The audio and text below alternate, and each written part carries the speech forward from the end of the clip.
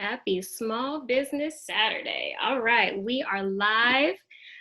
Christine Edwards here, founder of Amplify Consulting, founder of the Contract Academy. And today I'm going to be discussing the top 5 reasons that your proposal responses are rejected. Okay, so when it comes to government contracting, whenever you respond to an RFP, that is a proposal response. And there are a lot of reasons that these responses are rejected. And so I'm going to be covering the top 5 reasons. Hey everyone, welcome. And since we're at the end of the year, I'm going to go in countdown mode and I'm going to start with number 5. All right. Number 5 reason that your contract proposal response has failed. Number 5, it does not meet the required scope or your proposal team does not have enough clear experience. Hey everyone, saying hi to my folks on Instagram. So number 5, it just does not meet the required scope of what the RFP is asking for or what the project is asking for. And I'm gonna give y'all an example. I'm not gonna stay on here too long. I'm gonna stay for maybe 15, 20 minutes. But I want to get through these 5 things. So here's an example, and I can tell you this example because this was over a year ago at this point. So the first time that my company actually responded to an RFP as a prime contractor, or really just the main contractor that would be handling the bulk of the work and handling that communication directly with the client, the first time I did that was a year after my company was established. So this was in July of 2019. I actually responded to an RFP that was put out by NC State, and I had put together an awesome proposal team.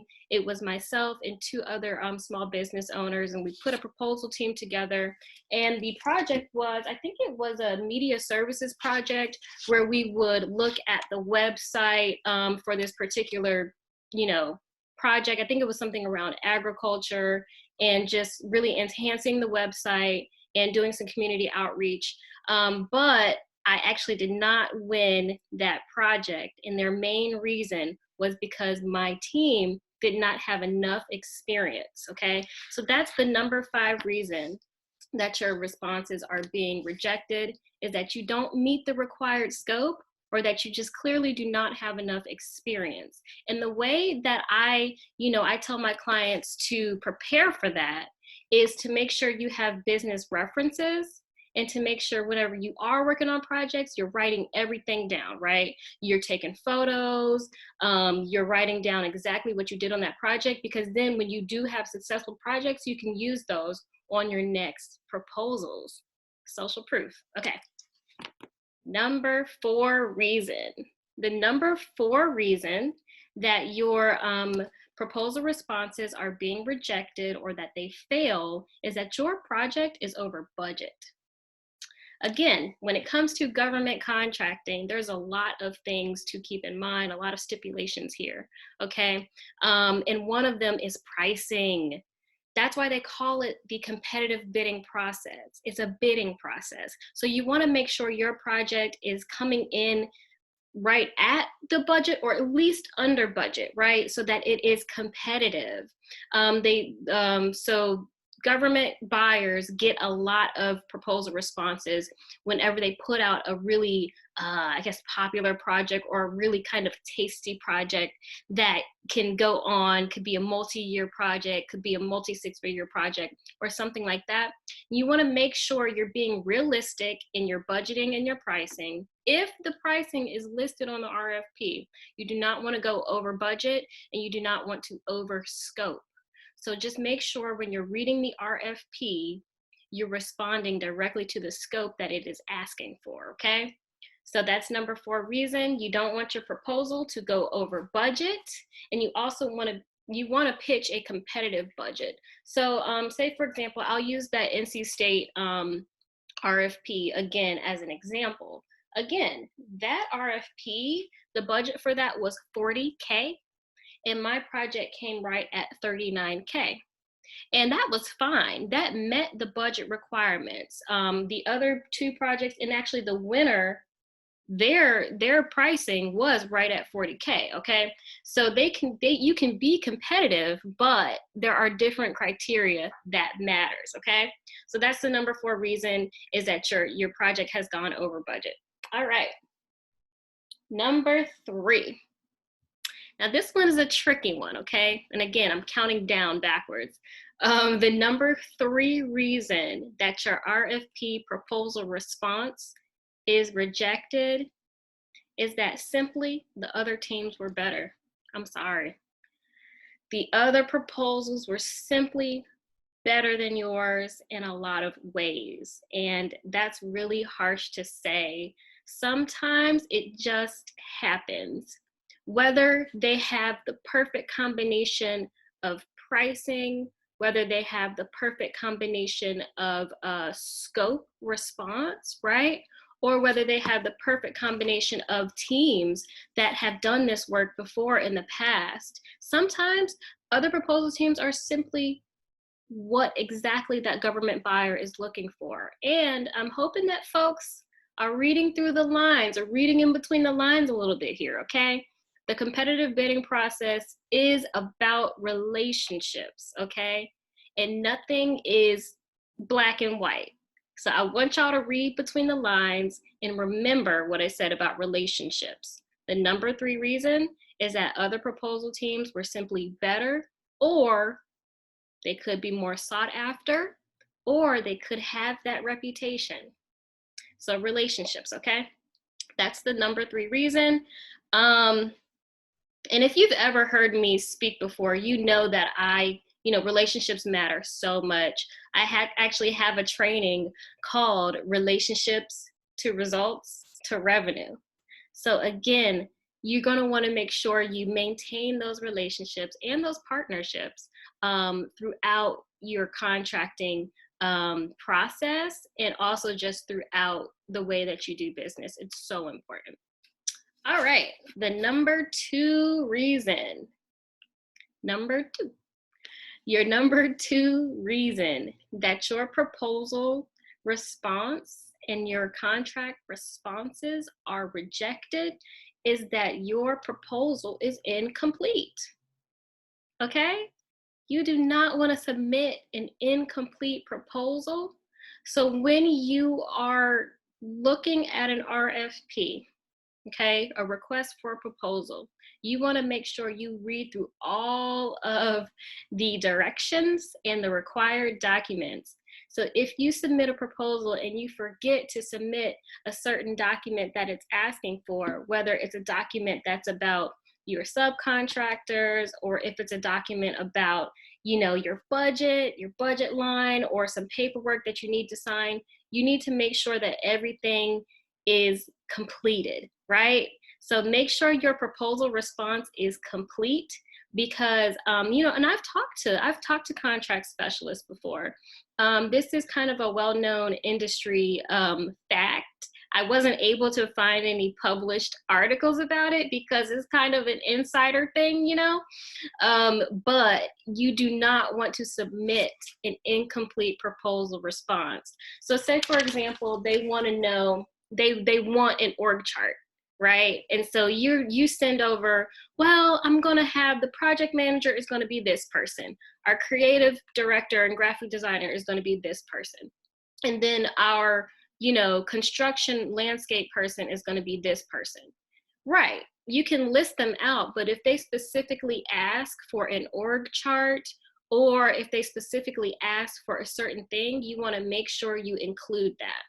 So that's the number 2 reason. And before I get to the number 1 reason, I want to remind you all why I'm here, right? Founder of Amplify Consulting, founder of the Contract Academy. I have created some tools. And some resources for you all to use.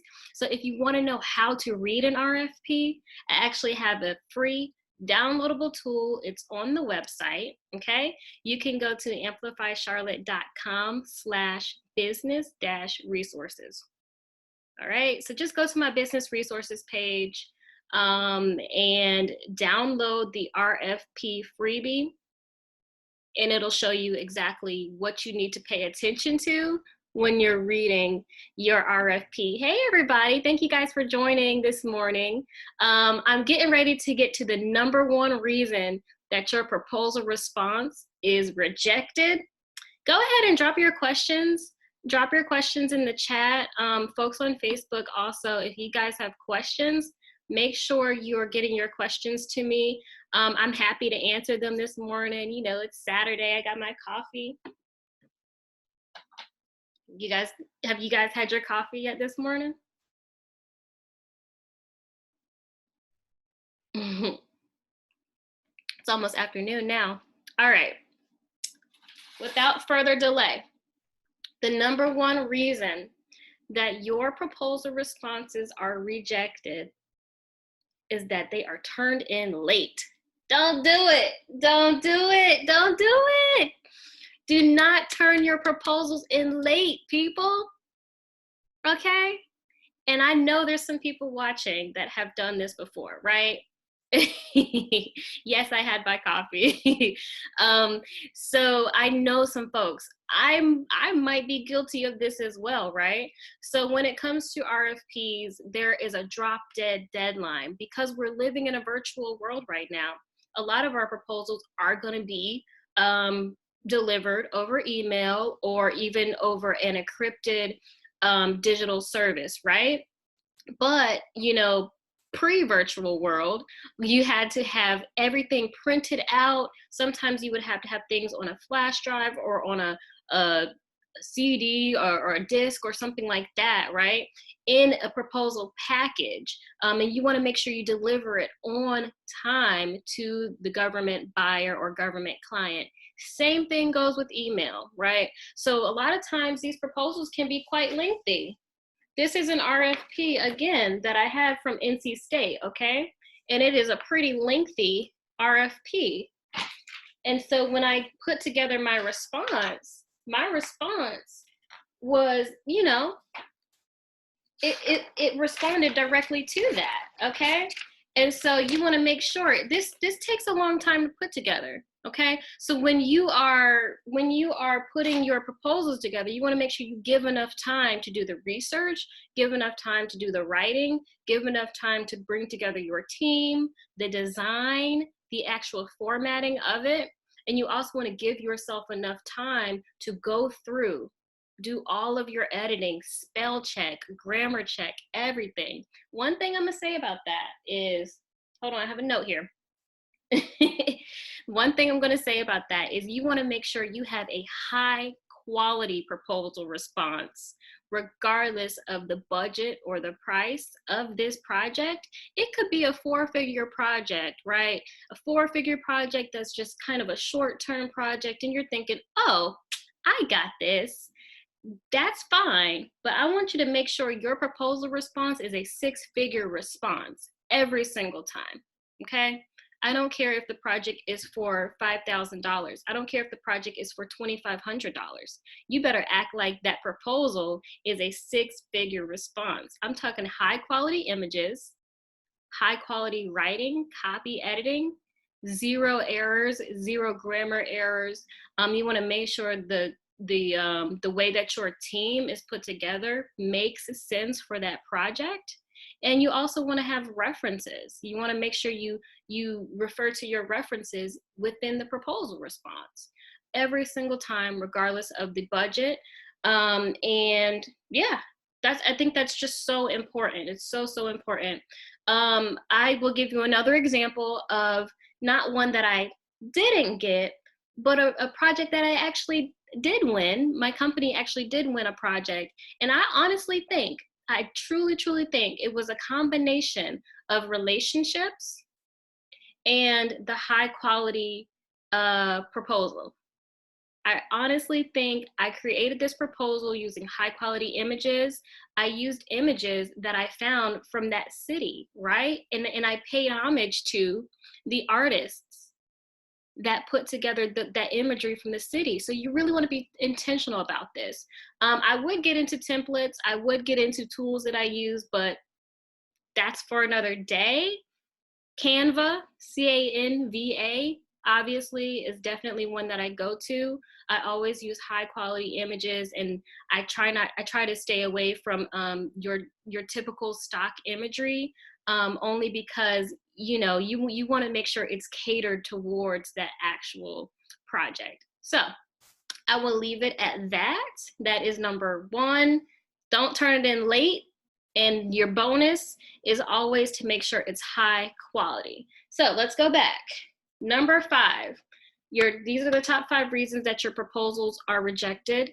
Number 5 is it does not meet the required scope of work, okay? Or your team does not have enough experience. Number 4 is that your proposal is over budget. It's not competitive, okay? Number 3 is more about relationships. Perhaps the other proposals were just simply better than yours. Maybe they just were the perfect match with what the buyer was looking for. Number 2 reason why your proposals are rejected is that your proposal was incomplete. You failed to submit a certain, form, or you failed to submit a certain pricing sheet or template that they're asking for in the RFP. And the number 1 reason that proposal responses are rejected is that they are turned in late, okay? So when you're dealing with these multi 5 and 6 figure and these multi-year contracts, the government really does work on a strict timeline. And so turning in a late proposal, it just shows a level of, non-professionalism, right? And so you just want to make sure you're giving yourself enough time to get all this stuff in on time. All right. Again, if you're interested in how to read an RFP, if you're interested in what an RFP actually is, or if you actually want to set a time to talk to me, right, you can go on our website and you can navigate to our business resources page, and that's at amplifycharlotte.com/business-resources. All right. And then, of course, the bonus is always, always, always submit a high quality proposal using a template. Don't just free for all, right? Make sure you're using a template that you can find online. If you want to know more about the tools, send me a DM. I'd be happy to share it with you privately. Yeah, always keep your references. And I want to know, do you guys have any questions? I'm going to hang out here for a second and just see if any of my good people have questions. It's Saturday. What are y'all doing today? What's everybody up to other than drinking coffee and staying in the house? Is anybody getting outside today? I want to go outside, but I don't want to spend any money. Every time I go outside, I end up spending money, and I don't want to.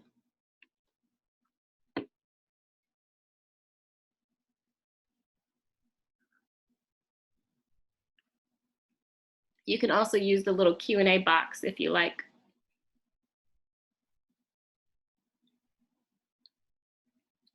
Okay, this one says, no question, I was just curious to what an RFP was. Sure, and lounging today, I love that. So an RFP is a request for a proposal, and a request for a proposal is when the government has issued, they have a project that they need to get done, and they have issued a request for companies to submit their proposals and consultants to submit their proposals in order to get the work done. And the example that I gave was last summer, I responded to an RFP from NC State to do some media services for them. My company, Amplify Consulting, does outreach. We do media services somewhat. We do some website, management, outreach, any kind of communications, things like that. So I responded, and it was my very first proposal response. And I was just saying how I didn't get it, or my company did not win. And the reason behind that was because we just didn't have enough experience at the time. But we still scored high in other criteria. So that's an RFP. Thank you guys so much. Thank you for checking out the website. Thank you for your participation. All right. Well, I'm going to hop off if there's no other questions. If y'all have any questions, you can always feel free to send me a private message. I'm here. Yeah. All right. I'm going to end my Facebook first.